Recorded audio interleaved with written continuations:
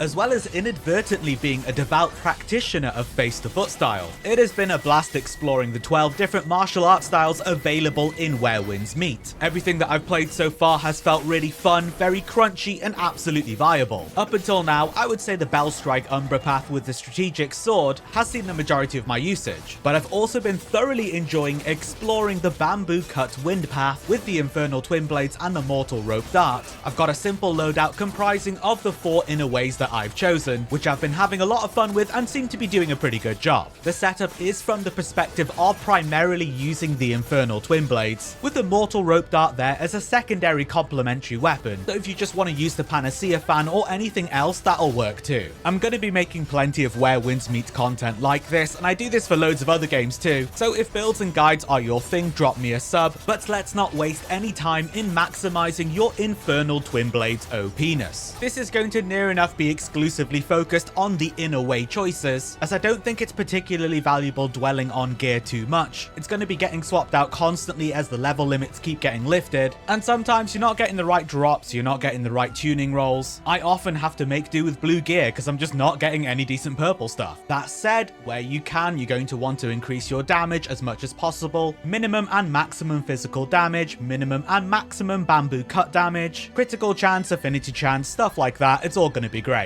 And onto the meat and potatoes over here, the inner ways. First, we're going to be going with the Infernal Twinblades' own dedicated legendary internal art, Echoes of Oblivion. This causes the Infernal Twinblades' normal light attacks to apply sin to enemies, and then conversely, whilst you're under the flame lash effect from the martial skill, the light attacks will then apply karma. When then attacking enemies affected by sin and karma with the weapon's light attacks, so not your secondary weapon, those hits will bypass 10% physical defense and 10% bamboo cut resistance respectively. This is super tasty, given that the natural flow and skill rotation sees you swapping between the two states. This is going to be a massive damage increase for you. Thankfully, obtaining Echoes of Oblivion is pretty straightforward. All you have to do is complete the chapter 1 story. I do believe you can even skip the boss fight if it's too challenging for you and get all of the quest rewards without any penalty. Next, we've got another legendary inner way. We're going for Morale Chant, which gives you an 80% chance whenever you are attacking or healing to get 1 stack of Yi River, increasing your damage and healing by 1% for 8 seconds, stacking up to 5 times. You can only proc it once every 2 seconds, and at tier 1, which we're going to upgrade it to, it will also increase your physical penetration by 2. Whilst the 5% damage and healing increase with 2 physical pen might not sound like much, it really adds up. Super simple to get, just find the merchant Tang Bao in Blissful Retreat. Once it's destroyed, he's just right by the gate, selling you the Morale Chant tomes for 500 Jade Echoes each, of which you'll need 10, costing you 5,000, unlocking the inner way there and then. For the breakthrough pages, teleport to the Harbour Link Crossing waypoint, found towards the east of the Kaifeng region. They'll be right there selling them for 200 Jade Echoes a pop, costing you 2,000 for the whole lot, letting you break it through to tier 1 for that 2 damage pen. This third one is one of my absolute favourites and a no-brainer in many builds. Bitter Seasons gives you a 10% chance upon dealing damage to apply poison for 5 seconds, inflicting a damage over time per second on the enemy, but also very importantly reducing their physical defense by 0.6%, I believe it is at default, for 10 seconds, stacking up to 5 times, the duration being refreshed upon adding a new stack. I had enough of the pages to break it through to tier 1, which increased the physical defense reduction to 1.2% per stack, giving me a 6% physical defense reduction on enemies for 10 seconds at 5 stacks. That's super good, and you've also got the damage over time ticking away too. To obtain it, you're going to need to defeat the Void King boss, the unknown mysterious Colossus. A fun questline and boss, play it all the way through and you'll get it from a chest at the end.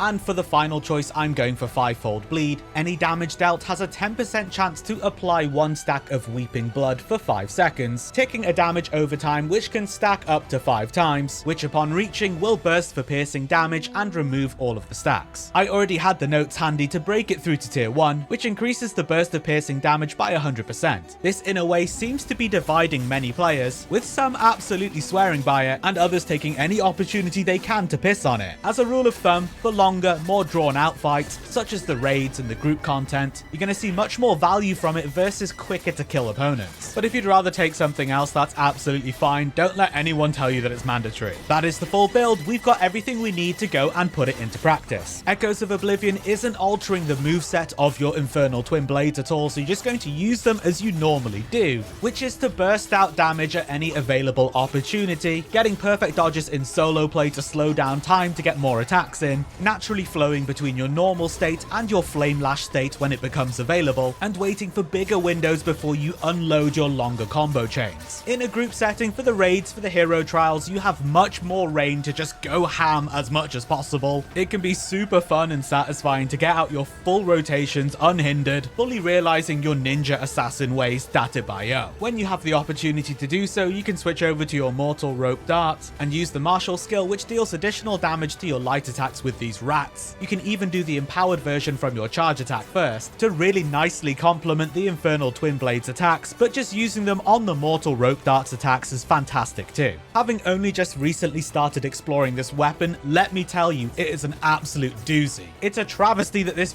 build is about the Infernal Twinblades. Fuck them! No, but seriously, it's super fun. It has great control mechanisms. You can heal yourself with it. It's just great. I'll be sure to make a setup that is mortal rope dart first, namely swapping Echoes of Oblivion for something else and maybe some other tweaks. But this one's been super fun. I've had a blast using the Infernal Twinblades. You should definitely give them a try if you haven't yet. I know, the strategic sword, the umbrella, I know. Give the weapons a spin, give the build a go, and let me know how you get on. I am planning on doing an absolute ton of these builds. You might have caught some of my other stuff with Monster Hunter Wilds or Expedition 33. I really enjoy doing these types of videos, so if builds and guides are your thing, drop me a sub. But either way, thank you so much for watching, and I'll see you in the next one.